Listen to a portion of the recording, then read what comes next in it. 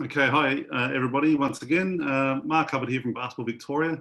I'm the manager for facilities and government relations, and today we've got a session being presented to you from SMC Strategies, and they'll introduce themselves in just one second. But we thought this would be a good topic for us to present to and offer to our members, because it's an area that can provide a lot of benefit to our clubs and associations and to our sport in general. So I hope you get a lot from this session. Before we get underway, I'd like to do a few housekeeping things.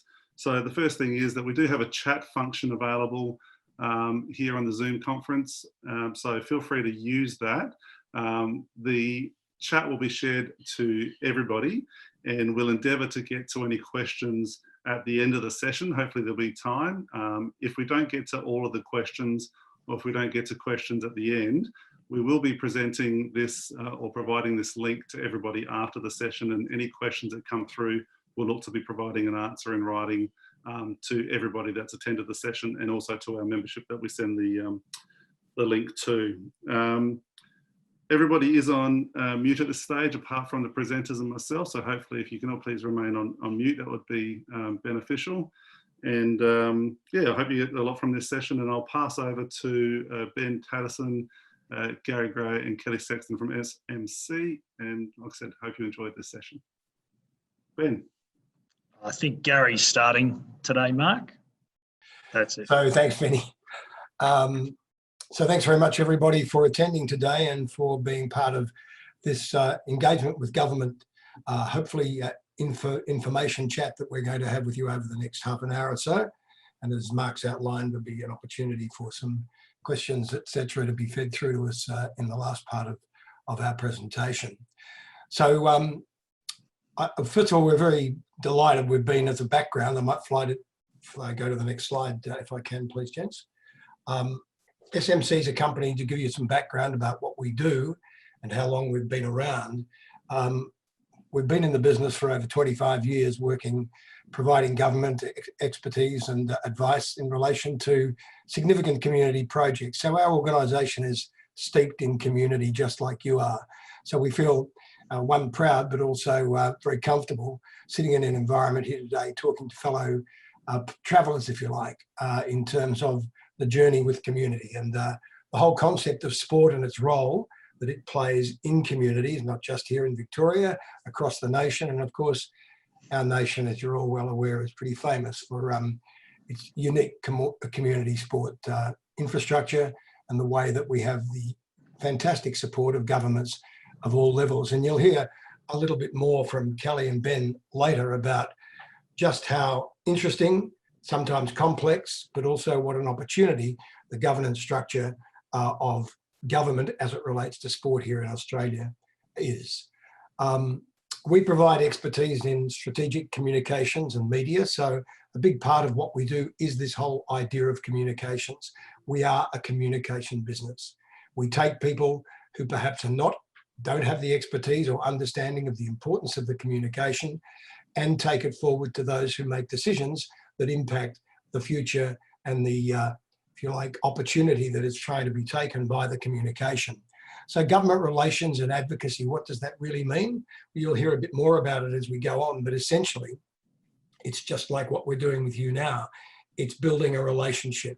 So over the many years, we've been able to build strong relationships with all levels of government, local governments, not just here, but in local governments around the nation, certainly state governments, and then, of course, federal government, the peak government in our nation. So we have a network of contacts, relationships, and experience in dealing with all those levels of government. And of course, we can't deal with them if we're not dealing down at the grassroots, if we're not dealing with the stakeholders and the community engagement, those people that actually run community sport. And of course, today we're being hosted by Basketball Victoria, and all of those associations that are online and those that aren't make up that whole community of basketball here in Victoria. And it's a very powerful group. And of course, the sport is enjoying great success. So that also creates another opportunity to leverage that power. And part of what we're doing right at the moment and going to do as a result of this communication and the work that we're continuing to do with government is try and leverage the popularity of the sport, because that's what creates the opportunity. So we have that specialist knowledge in working with all of the levels that we talked about to develop those plans and strategies to ensure that the key facilities and programs that government can impact and the objectives of your own associations are met. So that's SMC as we are today. Might throw to the next slide. So, government engagement and advocacy, an introduction. So building a close working relationship with local government representatives is important for all community sport and recreation organisations, especially when you're planning growth and new facilities, and also especially in this time of a crisis. Having a relationship with government is critical. But really, you'll hear this word relationships a lot from us, and it's because life is built around trust and relationships. So it's really important that you take the message from today that the whole concept of engagement and advocacy, and all advocacy really is, it sounds like a pretty interesting word, but really all it is about being able to talk to people and convey messages. So there's no real magic in the advocacy, but it is about distilling your message and making sure that you understand before you take it forward just exactly what it is you're trying to say, so that the message gets through and doesn't get clouded with too much emotion. We all live on emotion, and particularly in sport, and many of you are volunteers. So that emotion is often heightened because you're doing it purely out of love. There is no, and pretty much everyone in sport these days, even many of the professionals, are doing it primarily because of their love of the sport and the love of the game that they're following. So it is really important to understand that advocacy is just about being clear about your message, to whom you're talking, and making sure that you're staying on message. And you'll hear this message come through consistently from Ben and Kelly as we talk through this morning's presentation to hopefully show that at the end of it, you understand that this is not anything to be afraid of or concerned about. It's actually a real opportunity. And maybe you're doing it very well, but maybe you haven't fully understand the opportunity that it presents. So I might throw to the next slide. I think, Kelly, you're going to pick us up here and tell us a little bit about the levels of government and give people a more microscopic understanding, perhaps, of how government works. Thanks, Gary. So just a bit of background for everybody that I'm sure most of you are across, but just to refresh our memories about what government looks like in Australia and how it operates. So obviously there are 3 levels of government in Australia: federal, state and local. The federal responsibilities are generally in areas of national significance. So we're talking about taxation or income taxation, defence, foreign affairs, immigration. On a state level, governments are generally responsible for service delivery, so schools, hospitals, public transport, law and order. Local government powers in Victoria are interestingly defined by legislation, and they include here a sort of more day-to-day governance, so things like picking up your bins, building permits, and responsibility for parks and gardens. There are a number of instances where power is shared between all 3 levels of government, and importantly for us, sport and recreation is one of those. We need to be aware that all levels of government have a great interest in sport and in supporting and investing in sport, and that's for a range of policy reasons, which we'll outline further in our presentation, but particularly supporting active participation, facility development and high performance is something that is a common interest for all levels. So I think that's something that now, Ben, you will talk to in a bit more detail. So next slide, please. Thanks, Kelly. Yeah, so just to provide a bit more detail around the various levels of government and how they actually engage with sport. The federal government supports sport in Australia from grassroots to the elite, including Olympic representation. And of course, traditionally, that's where the federal government investment, resourcing and engagement was very focused, particularly around the elite and through things such as the Australian Institute of Sport, what was the Australian Sports Commission, now Sport Australia. There has been some change in that regard over the past few decades, and you now do see a particular interest in federal government partnerships point of view with sport. And what do I mean by that? I mean they're the broad benefits that sport can play in relation to health, education, inclusiveness, mental health, really big topic at the moment, Indigenous, female participation, and also the importance of sport in our regional communities. State and territory governments, they develop and implement policies and programs with a focus on community sport. Obviously here in Victoria, we have a really strong culture in relation to sport and recreation. Sport itself is managed through what's known as Sport and Recreation Victoria. This organisation was formerly within the Department of Health and Human Services, but now lies in, I think, the Department of Jobs, Transport and Regions. And the Victorian Government's priorities for sport and recreation are detailed in the physical activity strategy from 2018 to 2023, a good one to take a look at. As we know, local governments across Australia play a significant role in supporting the community sport. As you well know, a lot of your assets are actually local government assets, which you manage and operate on behalf of those local governments. Local government, a very significant footprint in relation to the grassroots, and they provide funding for maintenance, infrastructure, as well as sponsoring local events and also programming. I think I'd just like to finish here on this slide just by making a couple of macro points. And the main point is that just like building roads and hospitals, sport really does matter to government. You may at times feel you are or aren't being heard. We can tell you that sport is actually important. Even as early as today, you may have seen the state government has announced a response, further response in relation to building works for COVID-19, and it specifically references in bold that there will be funding for local sports upgrades. Government and parliamentarians generally do understand that sport is important to their constituents, the broader community, and also to the media. Very important. And as we've said a few times already, organised sport is certainly embedded deeply in the culture of Australia and more so Victoria. Sport has a broad economic and social impact, and it has a multiplier effect through communities. And specifically here in Victoria, I can tell you that the Victorian government and the community has a really strong interest in basketball. Scale, grassroots, gender equal, diverse, and a huge international profile, huge national and international profile, both through the National League and also all of our stars playing over in leagues overseas. Next slide, please. It's you, Kel. And if I might, just before you continue to the next slide, just pose a bit of a question or something. I know you've worked overseas in government as well.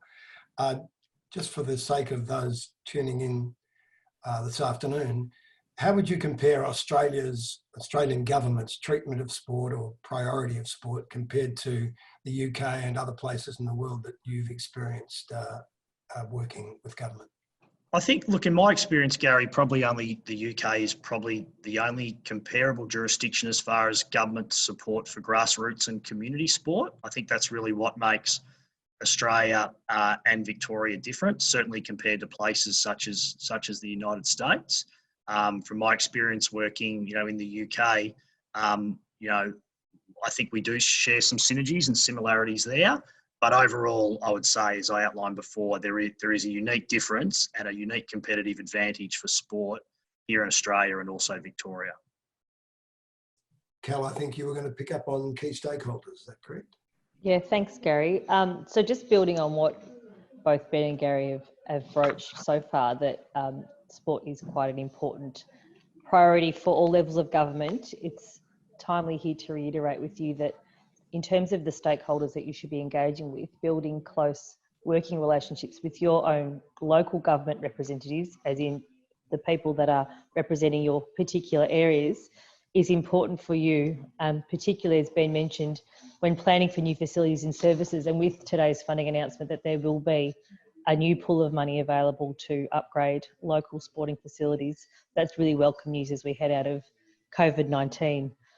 On a federal basis, your local MP, your federal MP should have a relationship with your association and be familiar with your facilities and the basic structures of your association, including your membership and your reach.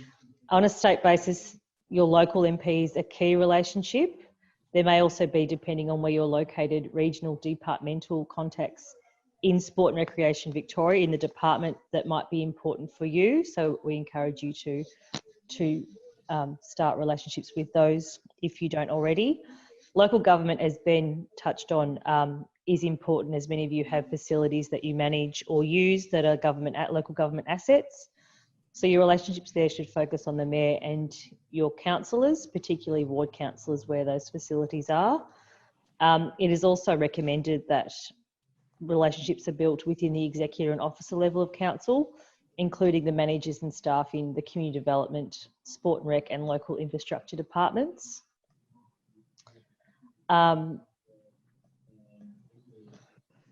think that also just in this stakeholder piece, I've got on the slide there where your particular representatives can be found on the VEC and AEC websites, but it's also a good idea to think about what interests, through what Ben was saying in terms of policy priorities that you may have with these stakeholders, to make the relationship based on something that is a shared understanding and a mutual agreement. So I think now, Ben, you will talk more about local government and how we can approach those relationships. Can we have the next slide, please? Thanks. Yeah, so you may or may not be aware, but there are 79 councils in Victoria. There was probably a few decades ago, some few hundred councils. There was a major restructure of local government, I think sometime around 1994, 1995. And Victoria was actually the first jurisdiction in a long while to restructure local government. Some of the other states in more recent times have also had some attempts around some restructuring of local government with various degrees of success. The councils are made up of two parts. There's the elected representatives, which are the councillors, and the administration, which is the council staff and officers. And in broad terms, I suppose I would describe it as the councillors are like the politicians, similar to it as you would know with your association or community, a board or a committee. But the day-to-day operations of the council are managed by the CEO and the employed staff, who implement the decisions of the council, and they also make recommendations to councillors. But you certainly need to engage at both levels. Councillors are elected by ratepayers every 4 years, and it's everyone's lucky day this year because it is actually council elections, which are due to take place on the 25th of October. I think the nominations close for council might be about 4 or 5 weeks before, sometime in late September. But I think, associations and basketball organisations would be definitely minded to be aware of who their candidates are in their ward and broadly across the council. And of course, a lot of the councils have different ward structures and the way their councils are actually elected and nominated. You would be minded to be across some of that detail as well. But even working out what their policy priorities are, what their backgrounds are, and I think you'll find, basketball with its large participation and relationships, that there would be probably within your organisation relationships and people who would know those councillors. And I think you should definitely draw on that knowledge. The other important part probably of councils is in relation to their budgeting. Every year the council publishes a budget, and that budget is primarily developed through the last quarter of the calendar year. They will then publish a draft budget in the first quarter of the next year, with a full budget being published before the end of the financial year. And that budget not only sets out the next 12 months, it will often articulate, multiple years, both in recurrent spending and also capital works. And I think you should be really cognizant of these annual cycles when you are seeking budget supports from council. So you really need to be working hard, with your councillors, both at the management and the councillors themselves, really from the last quarter of the year, and then working obviously further into the draft budget the year after, but don't leave it too late. You can never be too early in these things. So just to reiterate, the primary role of the councillors is to participate in the high-level decision-making and representing the community, and the mayor is always elected by the councillors, other than, I believe, the City of Melbourne. The mayor has influence in the decision-making of council while also actively promoting and developing opportunities for the municipality. It's the CEO and staff who run the day-to-day operations of the council, and they'll implement its direction and related actions and activities. Okay, Kelly, you might tell us a little bit about the state government. Thanks, Gary. Yes, so just a pretty, and the next slide, please. Just an overview of the structure of the state government and its leadership. So as we're aware, the state government is led by the Premier and supported by a cabinet of ministers. Obviously in Victoria, that is currently Daniel Andrews, and he's got a cabinet of 22 ministers that support him. The Premier is the leader of the party that wins the most seats in the election, and then appointed by the Governor. And the Labor Party has now been in power in Victoria. This is their second term. The Premier leads the Parliament, is the Chief Minister and Chair of Cabinet. He chooses his ministers and allocates the portfolios therein. The Premier is also expected to have a vision for Victoria that addresses the primary issues for the state and plans for its prosperity. And this vision and its delivery is supported by the Cabinet. Importantly for us, the two ministers of note are the Minister for Sport and Recreation, the Honourable Martin Pakula MP, and the Minister for Community Sport, the Honourable Ros Spence MP. In Victoria, we have fixed term elections, which are held every 4 years. The next one is due in November 2022. The budget is usually held in May of each year. This year's has been moved to October, obviously for reasons that are known. And the budget will be, I think, a week after the federal budget. So this year's will look a little bit different, but as we've seen today, there's already money being brought forward for local sporting organisations, and this is something that's welcome and will probably be built on.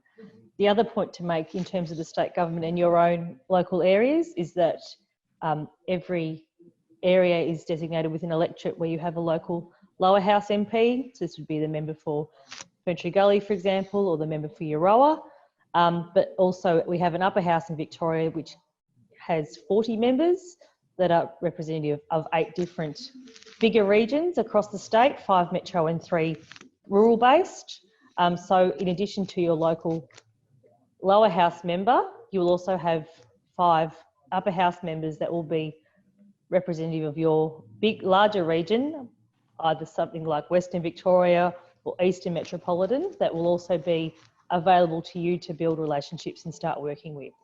So there's a couple of different layers on the state level that we should be aware of and that we should be building our relationships with and have knowledge of who they are and what they can do to assist us. Kelly, we might move to the next slide. Next slide, yes. Thanks, Gary. So you've heard a lot about relationships, and you've heard the word relationships, I think, a lot during, I haven't got all of the slide there by the look of it at the moment, but sure, there we go.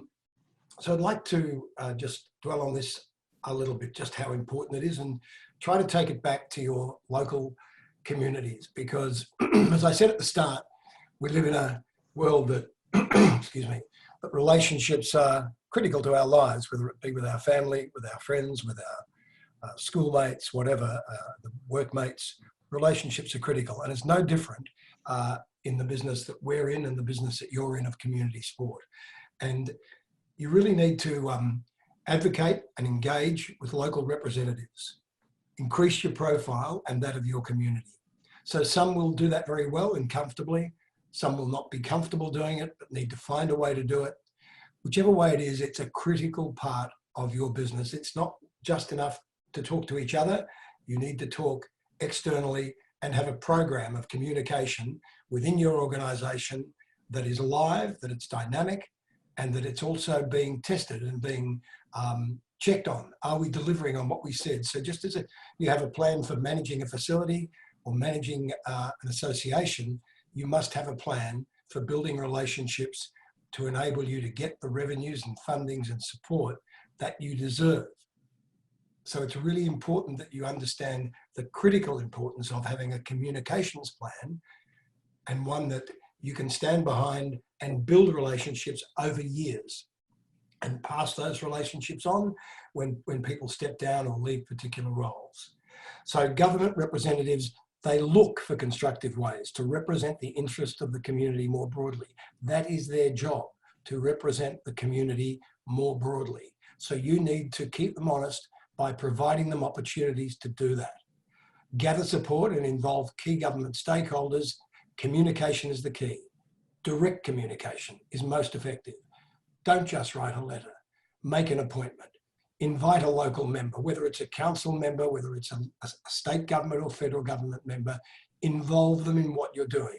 Yes, you'll get a lot of knockbacks. Yes, you'll get a lot of, I'm very busy, speak to somebody else. Continue, persevere, and become a constant voice, respectful, but particularly when you've got something that's important to them, and find the hook that's important to you that's also important to them. And then you're going to get a better reaction. But also don't necessarily go to them when you need something. Go to them when things are going well. Congratulate them on something they're doing well.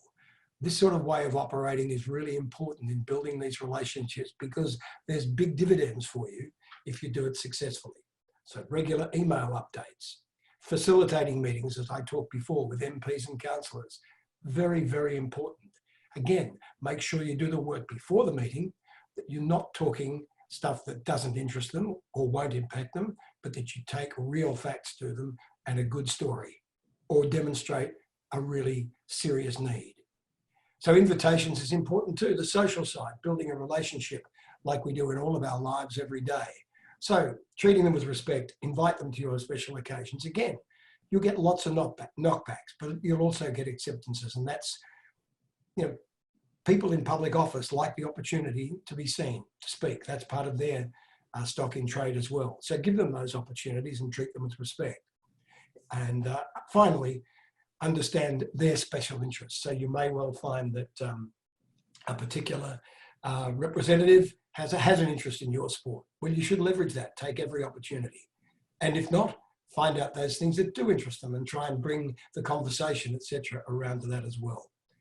So that's a summary of some of the important ways in which you can build relationships. And while it's not new to you, I think you're probably hearing today that we're stressing it as a really big part of going to the next stage and being successful at getting dividends out of these relationships. Next slide, please. Thanks, Gary. The development of facilities and infrastructure, especially in terms of investment, requires strong engagement and positive advocacy with government. What does that really mean? I guess what it means in our terms is for the rubber to really hit the road and for you to achieve the outcome that you want, you actually need to do the work and actually develop a detailed proposal. And with that proposal, you have to have engaged with local members, departments, and local governments on those plans.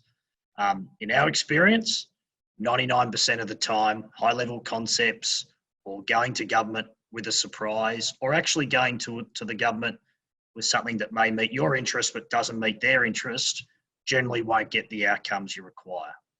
You really need to do the work. You've got to be persistent, and you have to be on message, as Gary said. And most of all, you have to be patient, which is really the hardest part. We have an old saying in this game. It's called work, wait, and win. But it's the waiting that's the hardest part, as I said. As we said earlier, governments across multiple levels do work together to support funding in sport to maximise successful outcomes. Good engagement with government can assist with navigating the various processes and achieving funding support. And I'd like to add here, I think it's important, and most of you may be aware of it because of the really strong work of your peak body, that it is essential that you engage with your peak body on what those plans are extensively, because all levels of government, in this instance, Basketball Victoria, will want to see that Basketball Victoria is supportive of your approach and plan, and also how your facility plan or program fits into the overall state priority plans as well, to make sure there's that alignment. I'm not sure whether Mark wants to make any comment on that at all. We can maybe discuss it a bit more later, but I think it's very important that that's recognised, that the role of the peak body is essential here in the process. Thanks, Ben. I mean, my only comment to that would be we definitely want to know of any project that's been considered from the inception process all the way through to the feasibility and the business case, and then the facility designing process. Hopefully we can support across that and provide greater support for the project in every one of those stages. So I think our members on the whole do that and reach out. But if there's anybody out there that hasn't reached out to us and has a project that they're thinking about or is underway, please. Thank you. Thanks, Ben. I think we're right to go on to the next slide, please, Lee. Okay, so the current situation, Ben, you might want to talk a little bit about this COVID-19 crisis, and in a sense, we should cover just how much sometimes never waste a good crisis, is the old saying too, and how a crisis like this certainly needs to be managed for what it is today, but also does provide some opportunities going forward. But first of all, perhaps a little bit, and Mark might also have some comments about this particular area of the current situation. I think, Gary, I'd just like to say, although it's an incredibly busy and challenging time, from a basketball organisation or an association point of view, I think in a respectful way, there's never a better time to be communicating and engaging with your council, but with both federal and state members of parliament, and back to not necessarily asking them to do something, but actually giving them clarity and communicating to them what you're actually doing, what your challenges are, what your current situation is, how you're planning to return to sport, what type of investment and resourcing you may need in the short, medium to long term. So I would certainly encourage anyone or anybody who feels at the moment that, should I be contacting my MP? Shouldn't I? They're going to be busy. I would encourage you to do so in a respectful way. Pick up the phone, even write an email with some short summary points about what your current position is and what your plans are. I think it's really important and really essential that you're doing that at the moment. Yeah, I'd just like to support that. I think that, as Benny says, there are many ways in which you can use this. You have a responsibility, first of all, to the health of your association members and everything, but you also have a responsibility up to the government to get the reassurances going through them, through the various levels of government, that your organisation is doing its bit, and that will have an impact when you're actually going to them later and coming out of this with things that may be useful to the government in getting people back to leading their normal lives, and certainly part of their normal life is sport, and in this particular case, basketball at all the levels that we know that it is. So to the final slide, thank you.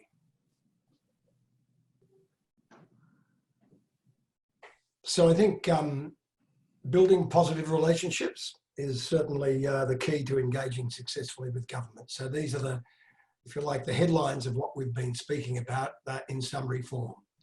Local government representatives are looking to support positive outcomes for their communities.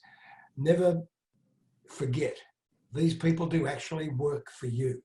So local government representatives work for you. They're your representatives, key word. So you should treat them as equals, and you should treat them as people that you have an expectation of, a respectful expectation, but you should do your work and ask them for their support, their encouragement, their suggestions as to how better present what you're doing, etc. Because they're a collaborator, really. They should be collaborating, and if they're not, then you need to continue to get it to that point, because collaboration is the key to achieving shared interests, a shared interest. That's what you have with them. Thanks very much, Mark. I'll throw it back to you. Great. Thank you, Ben, Gary and Kelly. Hopefully everybody has taken away a lot from that session. I know that there's some core principles there that some of you may have heard before, but I think it's really important to understand that companies such as SMC, reiterating these points, recognising that in their business, that these are fundamentally stages to success. I can't support strongly enough the need for everybody to build up those relationships, and not only the short-term ones, but make sure that you're thinking about it being long-term, making sure that you have a positive approach to that, and that recognition that you're basically talking to your council and your local MPs, and you're talking to them about how they can best help their local community. So don't think that you're being a pain by raising things to them. You're actually helping them do their jobs by supporting their community in the best way possible. At the moment, in regards to the COVID period, we've seen a number of associations that have reached out to their local MPs and their council members and have received some really good, positive, supporting commentary backwards, and asking what they could do for the local association, and thanking them for raising things that they weren't aware of and that they're going to take that back through their chains in government. So I think it's a really, really important time to reach out to those networks, let them know how you're going, let them know the best way that they can support you and support sport.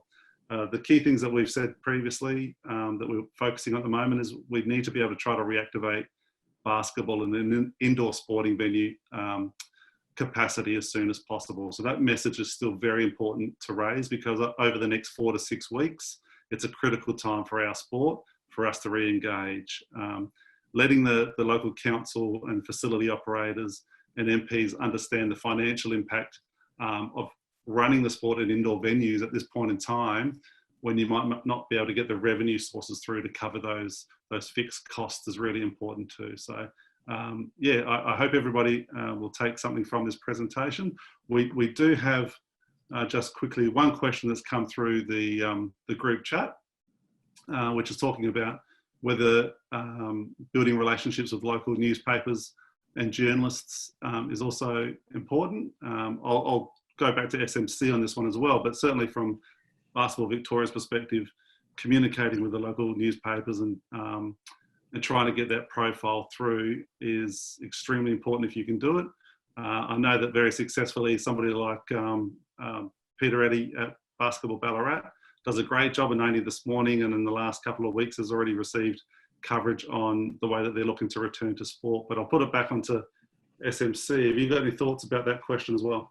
Sure. Yeah, I'll start. I'm sure Gary will have some views with his sort of long experience in public relations and media. I think, Mark, it's really important for government to actually see that your project has, or program, or whatever it might be, your organisation has the support of the community. And how can that be demonstrated? Well, it can be demonstrated by media interest in actually what you're doing and the actual profiling of what you're doing.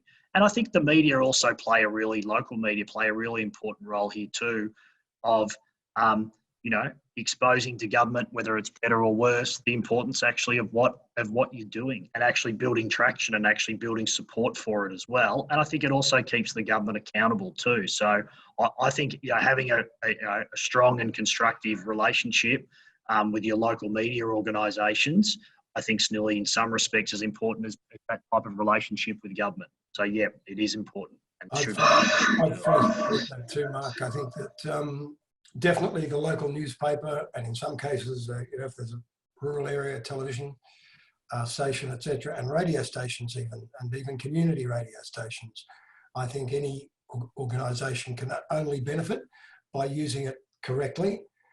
There are a number of times, there's the basic good news story, which they're often interested in, particularly local papers. But there's also the not so good news story, where you can use the media constructively, but very usefully often, to bring something that you're struggling to get the attention of, whether it's a local member or the council, to pass. You've got to be careful the way you do that. And I think you can be still quite direct, as long as your facts are right, and use the paper to put the thing into the public domain so that it does become a broader issue. But I would certainly support what Ben says. You should have just as strong a relationship as you do with your local members, whether they be federal, local, etc., as you should have with local media, whether they be newspapers, television stations, and radio stations. Definitely. All right. Well, thank you everybody for attending the session today. Thank you to Gary, Ben, and Kelly from SMC Strategies.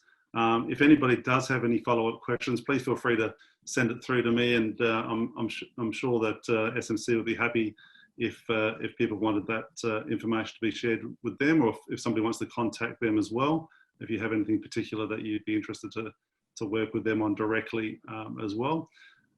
We will be sending a link of this recording to everybody afterwards, and we will also be looking to do a couple of case studies in the next week, which we will have a follow-up to, which are from a couple of local associations who have demonstrated some very good relationship building and local engagement over the last 6 to 12 months. So we'll send all that through in the coming weeks as well. So once again, thank you to everybody for attending, and Gary, Ben, and Kelly, thank you very much for your presentation today. Mark, if we can just say too, I think Basketball Victoria should be commended for putting this together. I think it's a unique concept. Certainly gives an opportunity for us to support you and your organisations in, I think, a very effective way. And I hope that, I think it's the sort of thing that we could probably do irregularly, but on different subjects along the same lines to support your organisation and, just as importantly, your associations and members. Thanks, Gary. Appreciate that. Have a great afternoon, everyone. It's still sunny outside, so enjoy yourself, and I'm sure that we'll hear or speak to you all some stage soon. All right. Thanks. See you, everyone.